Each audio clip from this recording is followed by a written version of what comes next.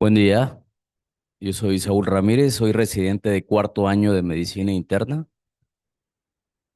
Como ya comentó la doctora, el tema de hoy es planeación y programación de la educación médica. Es algo que nosotros hacemos a diario, ¿eh?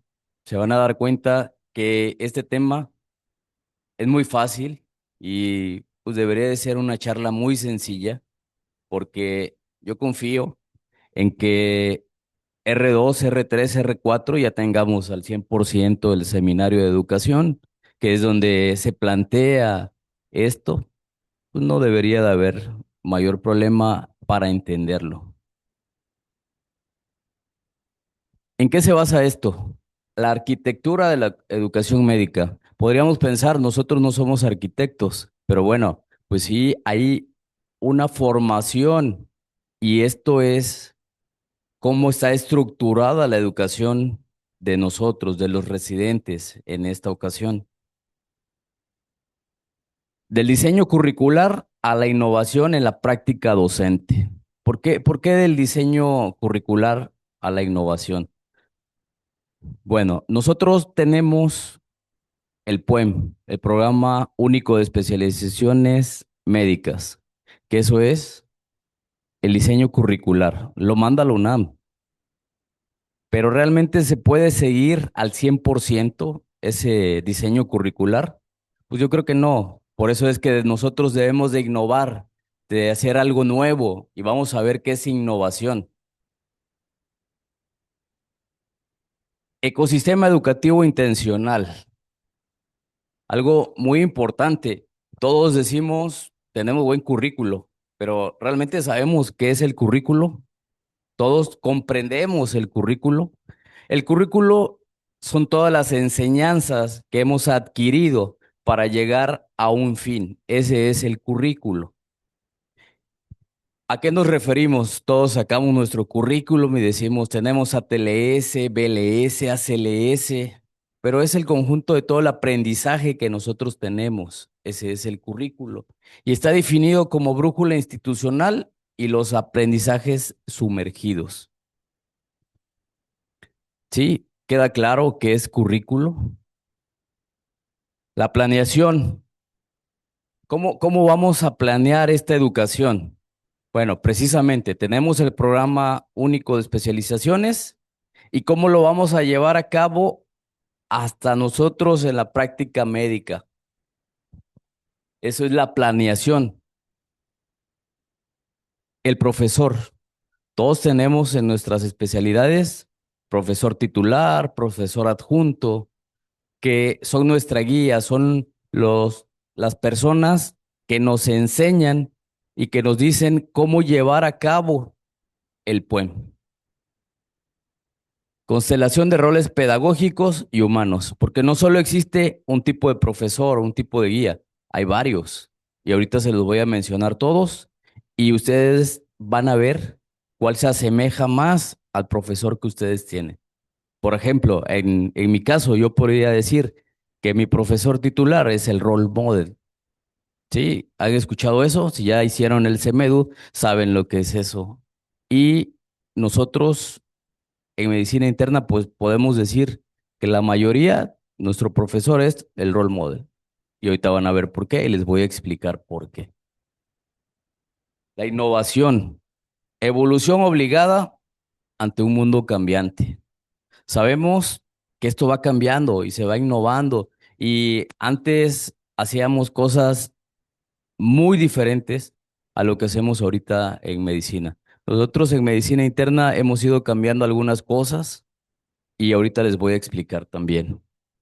La educación médica de excelencia no es un accidente de la práctica clínica, es el resultado de un sistema intencional y bien estructurado, porque esto está bien estructurado. Que nosotros no lo llevemos a cabo al 100% no significa que no esté estructurado. Todos sabemos que es un iceberg. Recordamos al Titanic y sabemos que es un iceberg. ¿Qué tenemos en la punta? El currículo formal, el plan de estudios, las normas, las guías, todo lo que nos rige, todo lo que vamos siguiendo nosotros para llevar a cabo y adquirir conocimientos. Ese es el iceberg, es la punta, lo que todo mundo ve a distancia y lo que todo mundo debería de seguir a distancia. Pero el currículo real o vivido, pues es la implementación del programa único, de las guías, de las normas.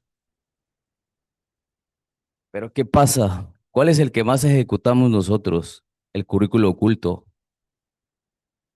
¿Alguien sabe qué es el currículo oculto? ¿Lo habían escuchado antes el currículo oculto? ¿No? Bueno, aprendizajes informales y no intencionados, valores latentes, jerarquías no escritas, rutinas y la cultura institucional.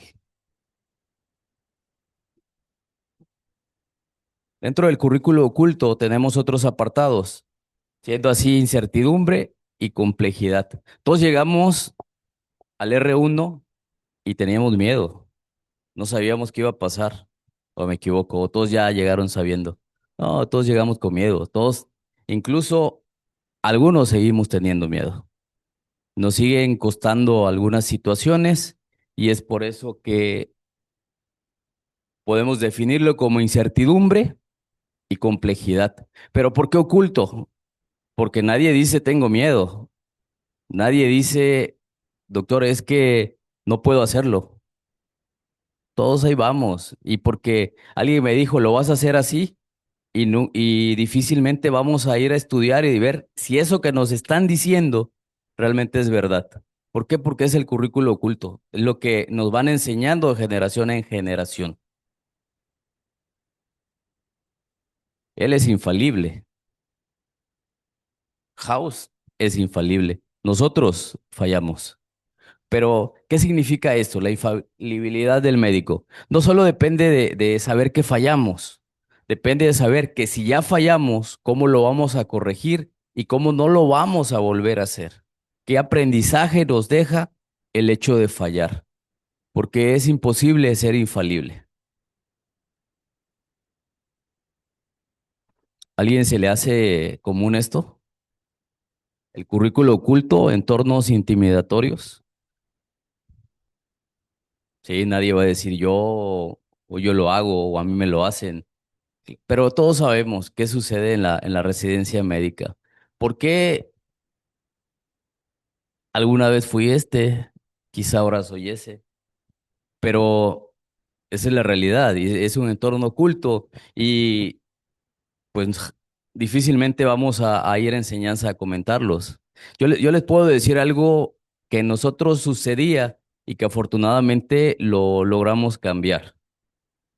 Antes el servicio era más difícil, más intimidatorio porque era algo que se iba pasando de generación en generación y decía, el R1 no le puede hablar al jefe de servicio cuando yo llegué. Y si el jefe de servicio llegaba, yo me tenía que salir junto con mis compañeros. Y saben, el jefe de servicio ni siquiera sabía que eso ocurría, porque ahora, pues el doctor está abierto a la plática con todos los R1 y platica con los R1, pero era un entorno oculto, un currículo oculto que iba. Me lo enseñó el R4, me lo enseñó el R3 y por inercia yo me paraba y me salía. ¿Y quién no vive ese tipo de entornos intimidatorios? Pues todos los vivimos alguna vez, pero depende de nosotros irlos cambiando, cambiar ese currículo oculto.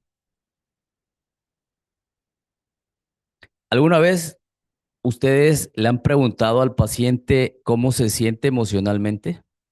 Porque todos decimos la atención centrada en el paciente y todos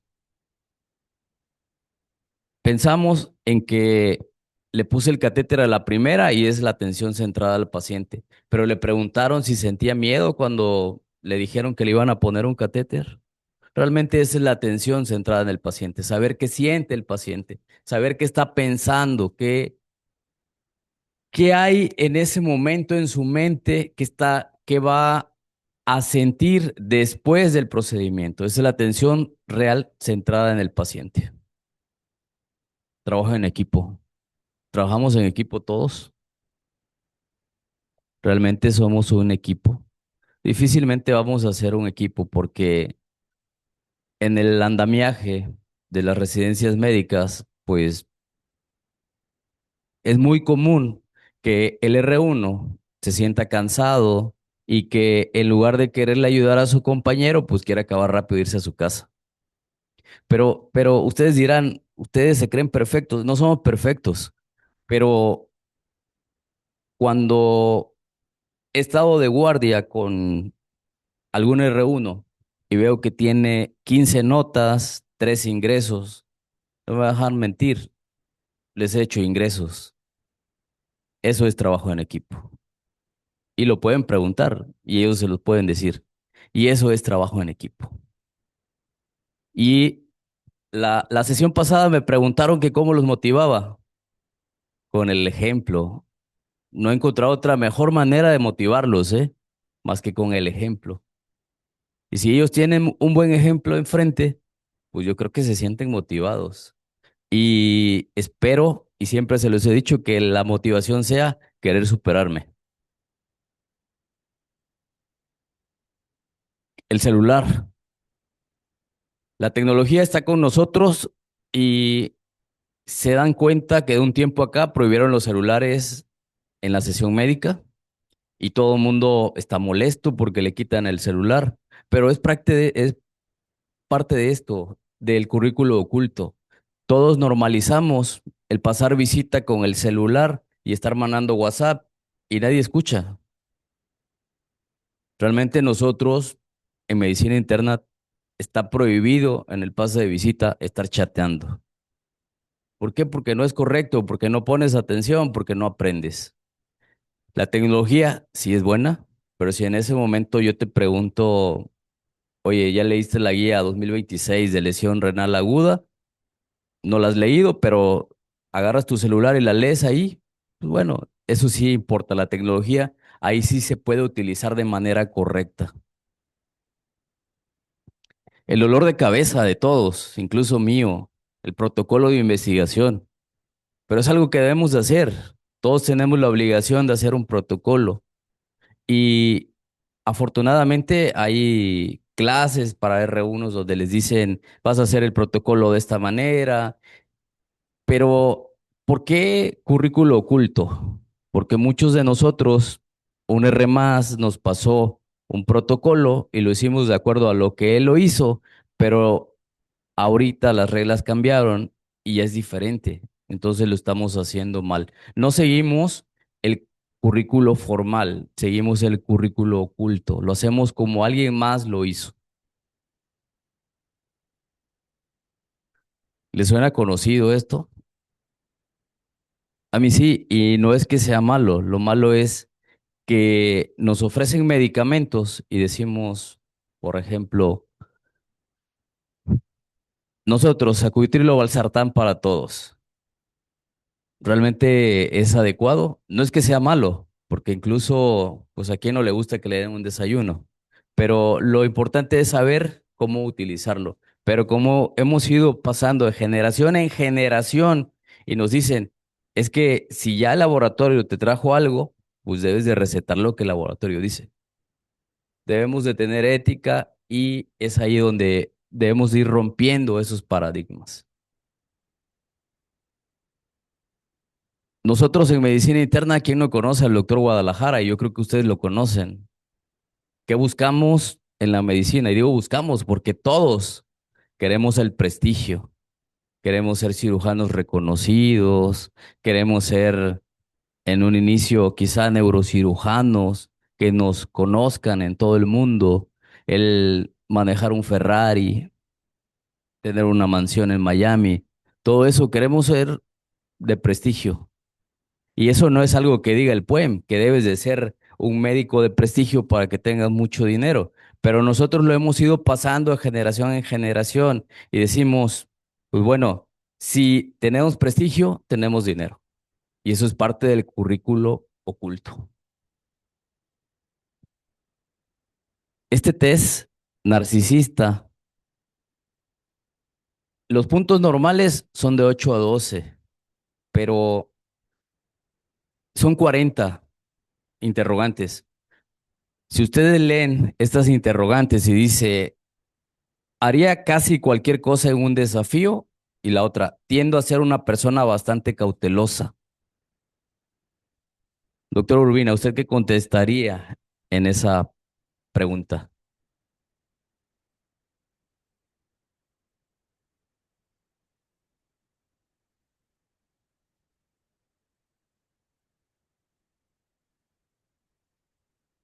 ¿Sí?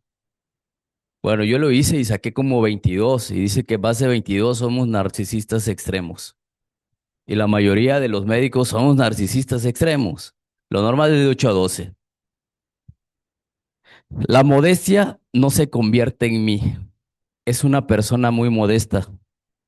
Y todos podíamos pensar que el poner es una persona muy modesta es la respuesta donde no te dan un punto. Pero no es cierto, porque nosotros mismos estamos analizando de manera errónea y pues sí somos narcisistas. Todos los médicos somos narcisistas. Y si no, les paso el test y lo hacen. Revisando la literatura, encontré un metaanálisis. Si podemos pensar, la doctora en un inicio dijo, medicina interna, el primer servicio que llega temprano. Sí, somos muy disciplinados. Pero esto no es casualidad. ¿Qué dice el estudio? Metaanálisis muestra que la personalidad influye en la mortalidad, pero abajo dice, eh, el neuroticismo, ansiedad e inestabilidad emocional aumenta el riesgo mediante conductas y estrés biológico. Pero ¿qué dice acá? Mientras responsabilidad y extraversión lo reducen. No lo digo yo, lo dice la ciencia. Es 2026, es un metaanálisis. Por eso somos responsables. Y si alguien lo quiere leer, se lo puedo pasar. Este es el metaanálisis que encontré. Ahora bien, para terminar con lo del currículo, vamos a ver el impacto crítico. Las lecciones del currículo oculto poseen tal fuerza de socialización que frecuentemente eclipsan los mandatos del currículo formal. Fue lo que les dije. ¿Qué decimos? Es que yo tengo más jerarquía que el R1 y yo voy a hacer lo que yo diga y él tiene que hacer lo que yo diga. Que ya no son jerarquías, son grados académicos. Las jerarquías se utilizan en otras situaciones, pero casi siempre el currículo oculto va a eclipsar al currículo formal, como ya les había mencionado. Manifestaciones clínicas, jerarquías rígidas, absolutistas. Yo soy R4, él es R2, va a hacer lo que yo diga. Y aunque esté mal, va a hacer lo que yo diga. La normalización y glorificación del burnout y agotamiento. Nos gusta ver al R1 que se vaya a las 11 de la noche, que al otro día se ande durmiendo. Eso lo normalizamos. Eso es muy normal. Y a todos nos va a parecer, a lo mejor nos reímos, a lo mejor decimos no pasa. Claro que pasa, pero depende de nosotros cambiarlo. Y podemos, ¿eh? Yo les aseguro que sí podemos. Disonancia ética. Trato humanista enseñado en el aula versus el trato mecanizado observado en la guardia. Yo les puedo decir ahorita que no castiguen a los R1, que se vayan temprano, que les ayuden. Pero esto se los digo a lo mejor aquí y allá abajo le digo al R2, el R1 no se va hasta que me haga la nota a la perfección, bien alineada, sin faltas de ortografía y que diga las palabras que yo quiero que diga.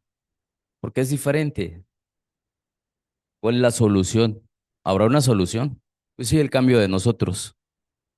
Hacer manifiesto lo latente, diseñar instrumentos que valoren activamente el profesionalismo, las actitudes y la ética en escenarios reales.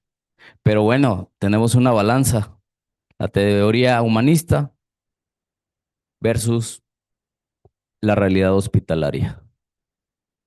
Y si se dan cuenta, hacia dónde se inclina la balanza, hacia el currículo oculto, hacia la realidad hospitalaria, hacia lo que vivimos.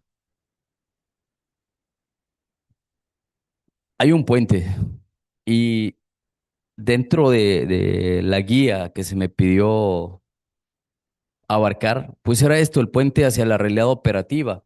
Del currículo formal, la planeación didáctica, que nos dan una guía, que debemos de ver, que todo el temario, pero hay algo diferente a la realidad clínica u operativa.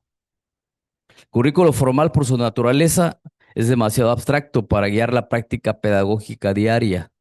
¿Por qué? Porque no es lo mismo leer lo que debemos de hacer a lo que hacemos. Es más fácil hacerlo. ¿Cuáles son los cuatro principios de la planeación didáctica? Flexibilidad. ¿A qué les digo? ¿Qué nos referimos con flexibilidad? Nosotros tenemos algo que dice intubación en cuatro pasos. ¿A qué se refiere eso? A la flexibilidad. ¿Por qué? Porque hay un adscrito que para él es más fácil intubarlo sentado, porque refiere que evitas más la broncoaspiración y él hace esa flexibilidad. Él lo modificó porque para él es más fácil. Sin embargo, para mí no se me facilita. Eso, a eso nos referimos con ser flexibles. Continuidad, pues es la progresión lógica iterativa del conocimiento, el andamiaje. ¿Qué es el andamiaje? Es que alguien de mayor grado académico te acompañe a realizar la actividad y te enseñe. La unidad, integración armoniosa, mucha armonía en los servicios, de verdad, somos muy armoniosos. La realidad, anclaje absoluto en el diagnóstico del contexto, perfil del alumno, recursos del hospital, que no tenemos, pero lo hacemos. ¿Cómo vamos a construir la didáctica? ¿Qué vamos a hacer? Número uno, diagnóstico del contexto. ¿Quiénes son los alumnos y con qué infraestructura clínica académica contamos realmente? Yo puedo decir que muchos de ustedes pues son muy jóvenes, ¿no? Y llegaron aquí y dicen, es que no tengo experiencia. Pues yo llevaba 10 años siendo médico general, pero cuando llegué a medicina interna, pues eso no contaba. La realidad es otra. Y es por eso que analizamos esto. Intenciones educativas, ¿qué competencias, metas o cambios de conducta queremos lograr? ¿Cómo vamos a cambiar nosotros la situación? ¿Cómo vamos a modificar la residencia médica? ¿Cómo vamos a hacer que aprendan? Selección de contenidos. Tenemos, si ustedes me dicen un tema, podemos encontrar 1000 artículos. ¿Cómo vamos a seleccionar esa información para que nos sirva y también cumplamos con el poema? Estrategias y evaluación. ¿Qué metodología vamos a utilizar? Por ejemplo, el ABP, el aprendizaje basado en problemas, que también viene el CEMEDU, y hay muchas otras técnicas. Entonces, vamos a ver qué metodología vamos a utilizar ahí. Primero, ¿qué vamos a hacer en el programa operativo? La anatomía de la sesión. Antes, ¿cuál es la estrategia que vamos a tomar? Durante, ¿cómo lo vamos a realizar? Que de hecho, pues se pide la promoción activa del residente, pero yo entiendo, son 7 de la mañana, todos venimos con sueño, quizá cansados, de guardia. Por eso es que no les pregunto. Y después, algo, el feedback.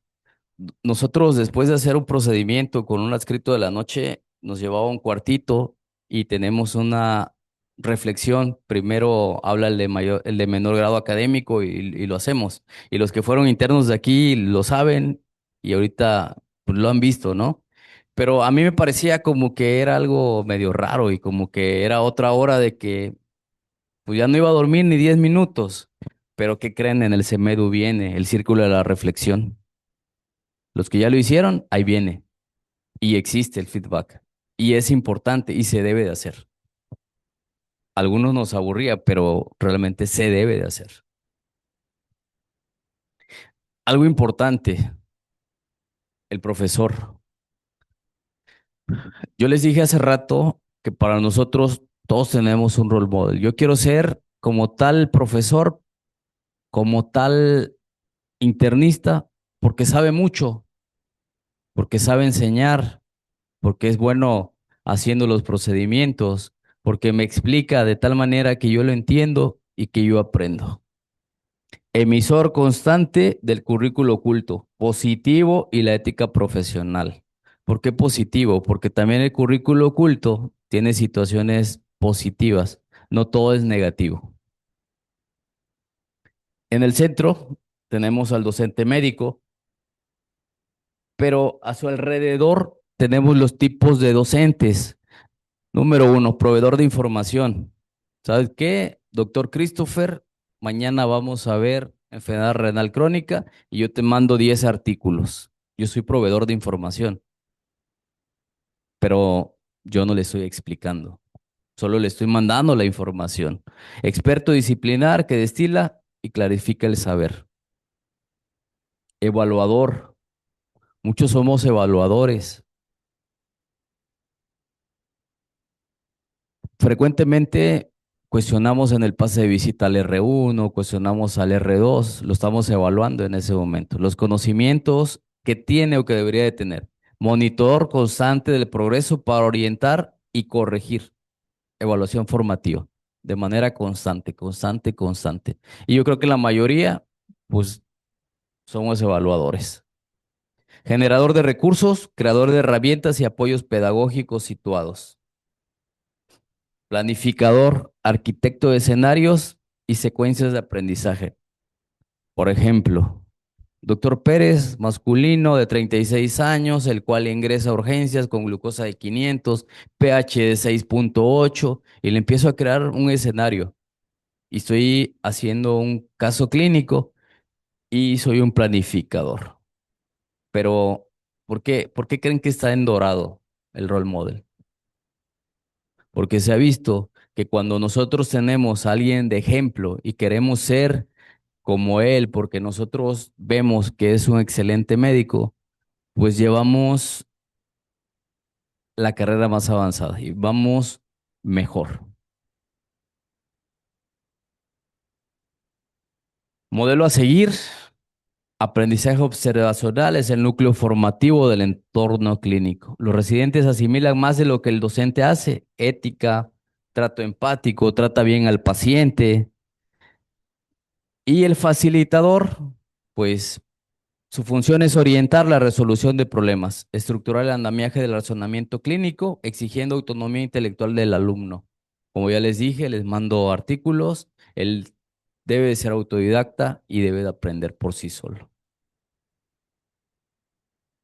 La innovación. ¿Qué pasa con la innovación? ¿Por qué tenemos una curva aquí?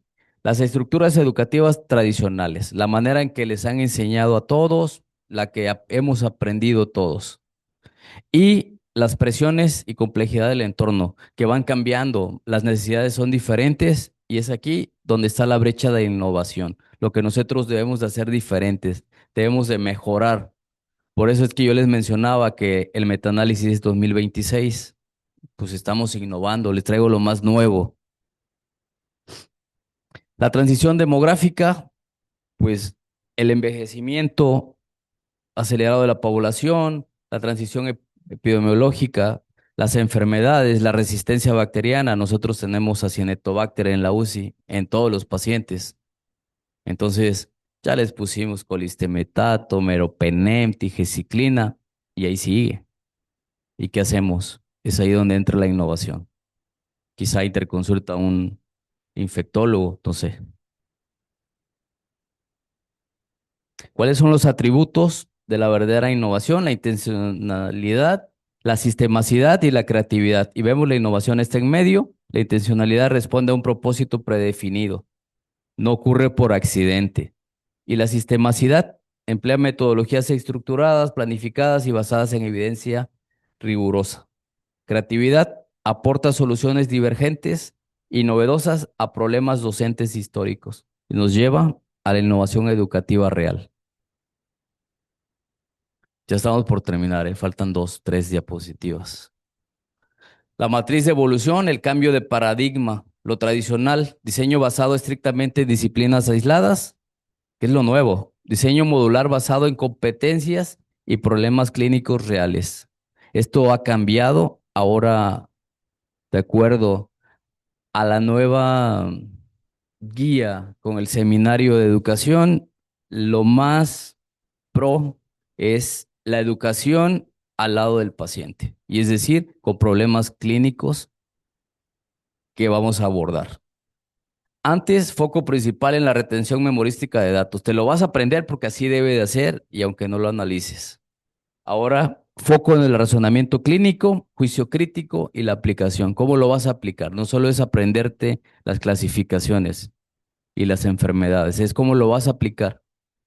Profesor como transmisor unidireccional de la verdad. Se paraba el profesor y te decía, esto es así, así, así, así, y nosotros debemos de aprender. Ahora, lo que les mencioné, profesor como modelo a seguir, como alguien que sabe mucho, nos sabe enseñar y sabe tratar al paciente. Facilitador y modulador de conductas. Antes, evaluación sumativa punitiva orientada al recuerdo. Ahora, evaluación formativa continua orientada al desempeño clínico.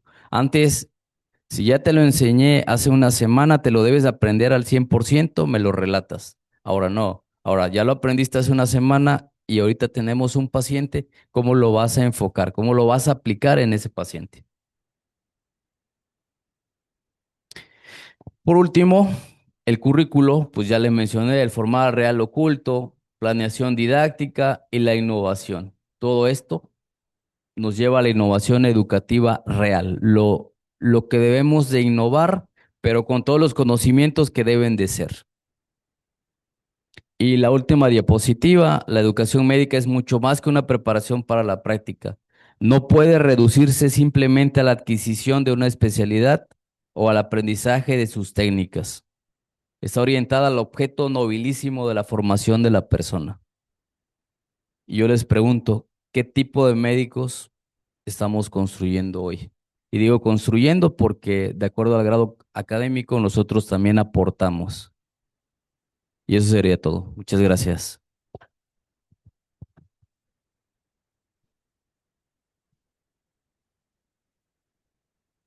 ¿Alguna pregunta o comentario? La enseñanza de la medicina ha cambiado brutalmente, diría yo, ¿verdad? En nuestros tiempos, pues completamente diferente.